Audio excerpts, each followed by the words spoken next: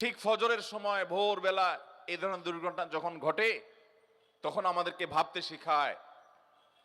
না ঘুমানোর নিয়ত করে যখন রাত 2টা 3টা সকাল 7টা 8টা 9টা 10টা অ্যালার্ম দিয়ে ঘুমায়, ফজরের নামাজ পড়ার নিয়ত নাই, ঘুমের সময় সে নিয়ত করেই শুইতেছেন। আপনি মোবাইলের ভিতরে অ্যালার্ম সেট করলেন 10টায় 11টায় 9টায় 7টা 8টায় উঠবেন, অফিসে যাবেন, কাজে কামে বের হবেন। আর এর মধ্যে যদি এরকম বিপদ আপনার আমার উপরে আসে, তো আল্লাহর নাফরমানি করার নিয়ত করে শুয়েছেন, ওই অবস্থায় মওত হয়েছে। এই মওত কখনো ইমানদারের মওত হতে পারে না। ভাইরা আমার, এই সকল ঘটনা, এই সকল মুসিবত, এই সকল দুর্ঘটনাগুলো আমাদেরকে যে কত কিছু শেখায়।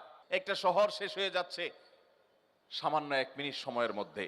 আল্লাহ রাব্বুল আলামিন কিয়ামত যে কায়েম করবেন, সূরা জিলজালের মধ্যে যে আল্লাহ বলেছেন ইযা জুলজিলাতিল আরদু জিলজালাহা, এই ঘটনা আমাদেরকে সে আয়াতের দিকে নিয়ে যায় যে আয়াতে আল্লাহ বলেছেন যখন এই গোটা ধরা পৃষ্ঠ, এই গোটা পৃথিবীকে প্রকম্পিত করা হবে এবং ফেটে চৌচির হবে, মধ্য থেকে সব মানুষ জীবন্ত হয়ে আবার হাসরের ময়দানে একত্রিত হবে।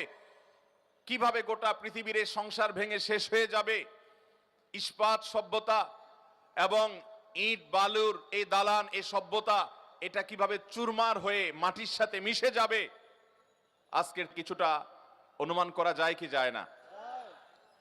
আল্লাহ রাব্বুল আলামিন আমাদেরকে শিক্ষা অর্জন করার তৌফিক দান করুন। মোহতারাম হাজরিন, আমাদের যে কাউকে এরকম বিপদের মুখোমুখি যে কোনো মুহূর্তে হতে পারে।